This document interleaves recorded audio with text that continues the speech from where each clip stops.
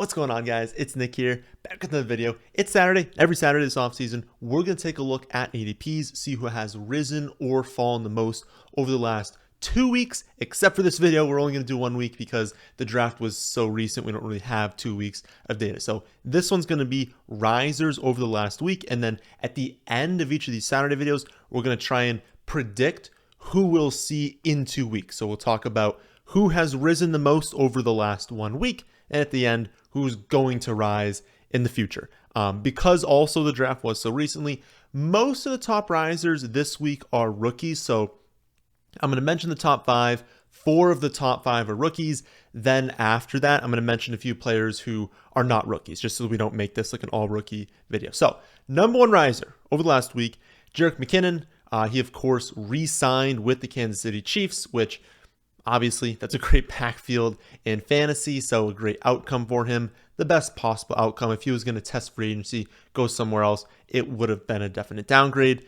He rose from the 15th round into the 12th round, and honestly, I don't have a lot to say about his rise. I have not personally been targeting him, but I haven't changed my rankings since we kind of figured he was going to re-sign, and my rankings have always had him at his new ADP, so I think, him rising to this spot makes sense, but still, not a player I'm going out of my way to draft. I'll certainly take him if he falls, but kind of has to fall. Not really someone I'm reaching on. Number 2 riser, also in the Chiefs. That's Rashee Rice, going from the 14th round into the 12th round. I believe ETR hyped him up. That's probably the biggest reason for his rise. Also, just the fact that, once we see drafts open up, his ADP is going to be a little bit lower because he's a rookie. Everyone knows the landing spot. Everyone's doing stacks, kind of trying to get him on Mahomes teams. And so, makes sense, right? We talked about him in depth yesterday, but basically to summarize that, I like him as a sleeper pick this season. And while Tony is the better bet to be their top wide receiver, he's just more likely to be the most productive in fantasy. The simple fact that Rice still has a shot to be the best wide receiver on Kansas City makes him a great sleeper pick. My wide receiver 60, new ADP is 59. So another player I think is valued correctly. Unfortunately, he's definitely a player I could see getting a lot of hype this summer. And especially, if we go into camp, we see some really good highlights. It's going to be very easy for him to really gain steam and increase in ADP. But as of right now, I think he's a really good late round pick.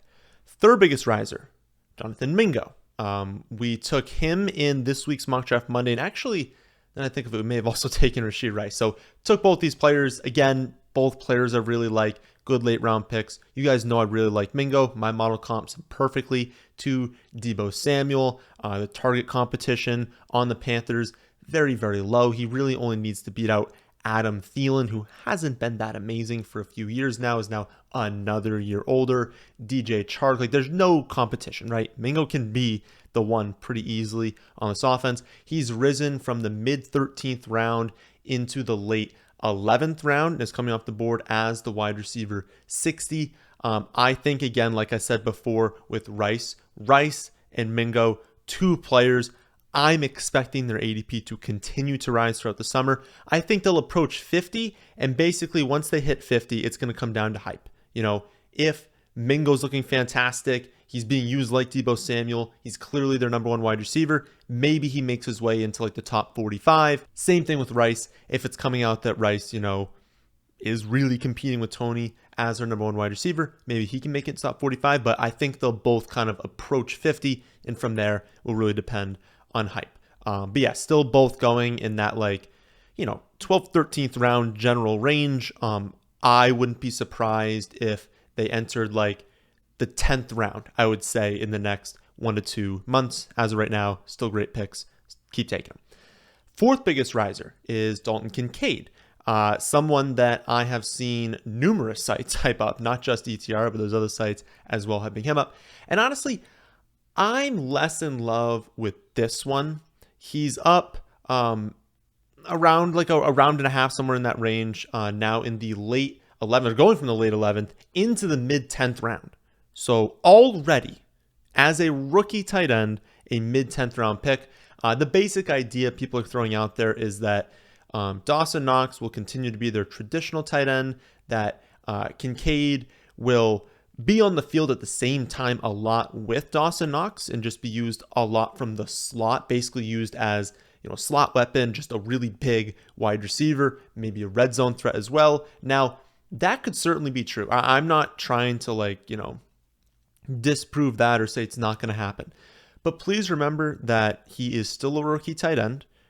Very few rookie tight ends ever see high-end usage. And honestly, very few tight ends in general, not even talking about rookies, see the usage people are expecting to happen from Kincaid, where they're not even used as a traditional tight end, they use a big wide receiver. I mean, the most we can think of right now is like Mike Gesicki when he was being used on Miami. People are thinking it's like that's how he's kind of going to be used.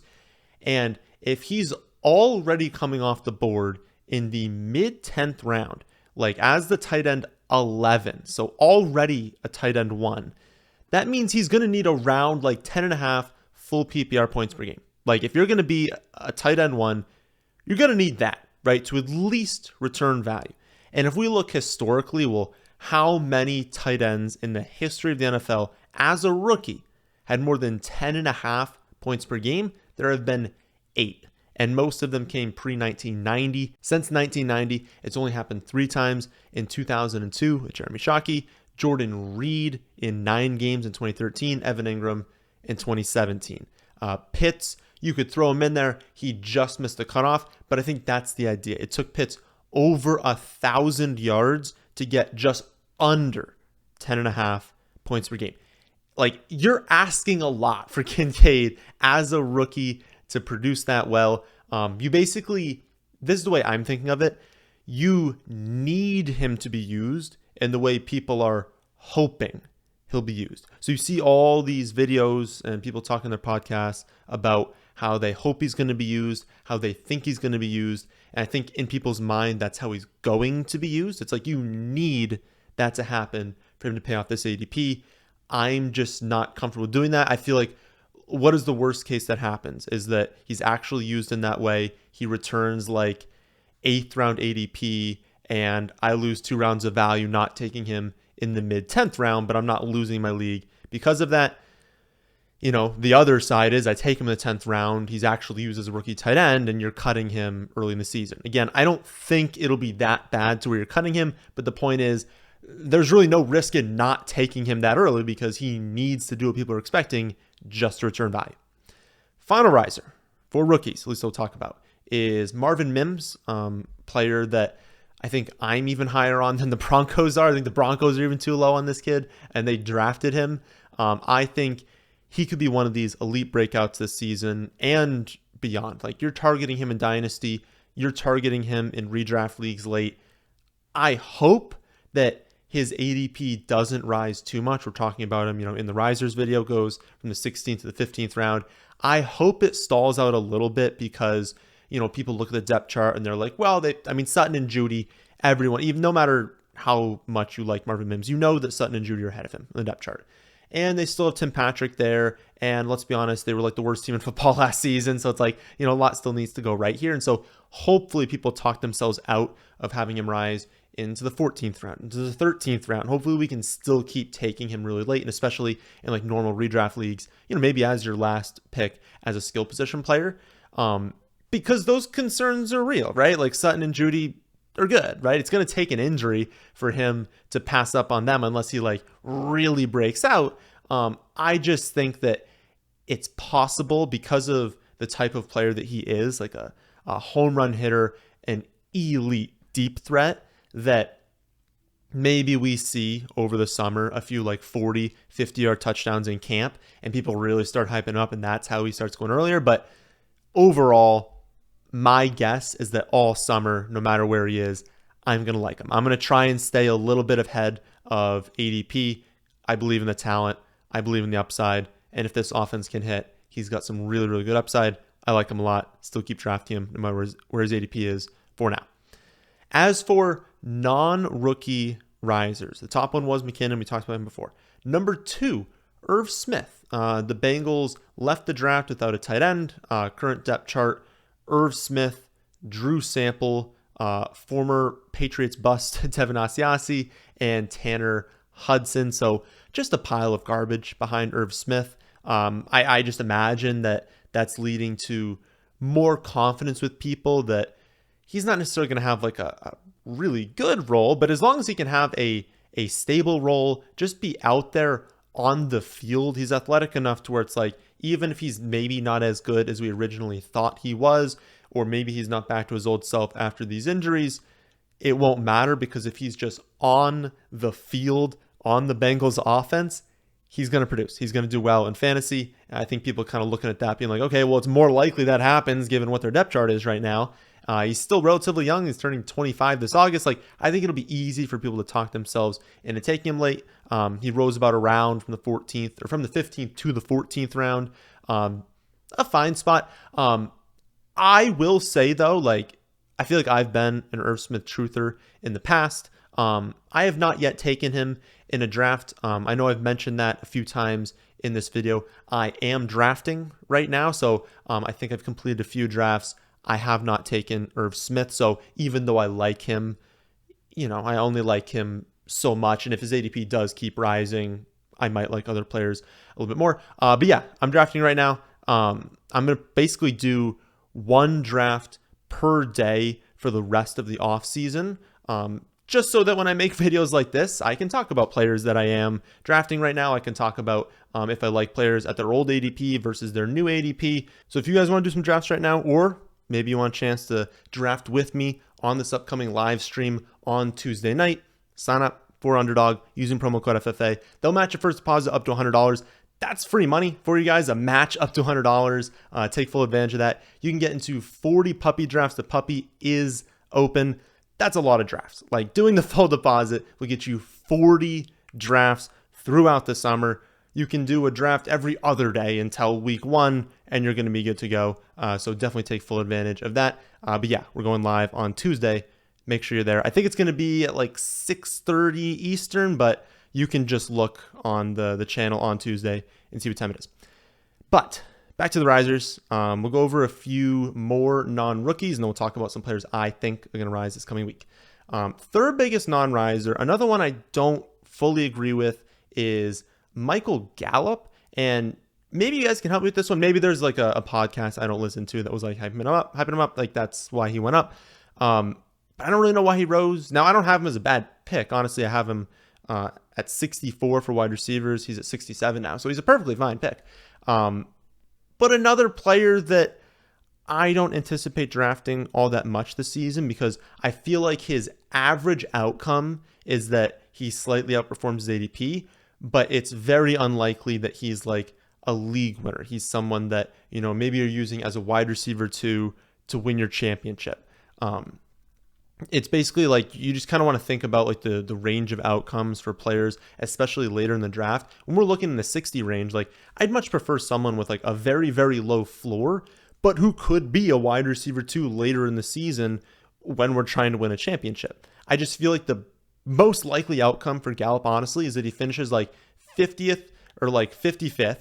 You look back and you're like, nice. Like, I got him, at a good value. I drafted him at like 67th. He finished 55th. That's awesome. But like, are you actually starting someone who's the 55th best wide receiver on average throughout the season? No, like, that's someone who's still just staying on your bench. If we look at like historically, what has he done? Gallup's played in 87 career games. He's got 3 games with 100 yards and a score, 1 game over 7 receptions, again, out of 87 career games. It's just, I don't see him truly breaking out unless we get multiple injuries. There's other players that don't necessarily even need injuries in this range that can break out. So he's risen, but I don't really want to draft him. Final riser we'll go over today before prediction time is Joe Mixon, up a little over half a round, goes from the late 6th round into the early 6th round. This is likely stemming from what we talked about last week, in that, Chase Brown was the only running back that the Bengals added. He was only taken in the 5th round, so not a lot of draft capital there. It's also pretty unlikely, like, any suspension that Mixon's going to face is going to be short-term. It's not going to be a long-term suspension. So worst case is that he is suspended, but just for a little bit, and then you have him for most of the season, you got him at a discount. So I just think people are getting a little bit more confident that he'll be on the Bengals this season. And if he is, even if he misses, say, 2 games from a suspension, like the 6th round is still like too low of an ADP. Makes sense he's going up. If he misses 4 games, maybe reevaluate that, but I currently have him as running back 18. I think he's got at least another like half round or so to rise. So those are the top risers the last week. Again, we'll close every Saturday video with my predictions moving forward. So next week, we'll talk about the top fallers. But right now, I'm predicting over the next 2 weeks, who's going to rise the most in ADP. So 5 players I think are going to rise. Miles Sanders at the high end for running back. They've talked about using him more as a pass catcher. He's got no real competition for touches. He got a massive contract for running backs this offseason, in an offseason where running backs did not get contracts. And he's going in like the mid-5th. That's really good value. If you think he can have the potential to be a featured running back, the mid-5th is awesome value. I also think Roschon Johnson is going to rise over the next 2 weeks. They've talked also about using him as a pass catcher, and that they're not going to use a bell cow. I think that's the big one. So it's unlikely that Khalil Herbert, who's probably going to be one of the bigger fallers, it's unlikely that he's going to get the lion's share of the touches. And so if Roschon's still mixing in for some carries, big enough to be a goal line back, is mixing in also for receptions on what we think is going to be a decent offense and a good rushing offense, it makes sense that, his ADP is probably going to rise. For wide receivers, I don't really see anything at the high end that screams to me that they're going to be a clear riser. I don't get Myers going as late as he is. You can get him in the 10th round, wide receiver 53, even though he's pretty clearly the number 2 option in the passing game for the Raiders. They now have a rookie as their starting tight end. No Matt Collins, potentially trading away Hunter Renfrow. Just, a lot of room for targets for Myers, and he's obviously a good wide receiver. Josh Downs, I think, will go up in ADP. He's the wide receiver 72 right now off the board, but he just feels like a player, especially before we get into, like padded practices and everything, that's going to do well. Going to get some highlight clips about him.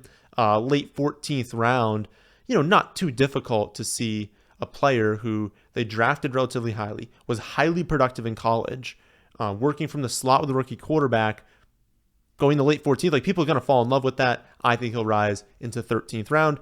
And then finally, how about Kyle Pitts? He's dropped into the 6th round now, despite 0 wide receiver or tight end additions in the draft. At least, there's just no competition, really. You're looking at wide receivers behind Drake London of Matt Collins and Scotty Miller. And you're looking at the tight end behind Pitts of Jonnu Smith. There's nothing. There's nothing there. And so I understand people are concerned about them not throwing the ball all that much, but they're going to throw to 3 players when they actually do throw it. I think in 2 weeks, people are going to start to remember the upside of Pitts, and he'll be closer to the mid-5th round. So I think he can rise maybe half a round. It could be mid or late 5th. So let me know who you think will rise in ADP the most over the next 2 weeks in the comment section below, as well as any thoughts you have on today's video. I'll be back Monday with another episode of Mock Draft Monday, and then again live Tuesday night, probably 6:30 Eastern, but I will let you know, I guess, in the Mock Draft Monday, and then you can just see on the website exactly when it's going live. That, my friends, is in this one. Hope you all enjoyed. If you did, how about hitting the like button? How about subscribing to the channel if you're new here? Thanks for watching.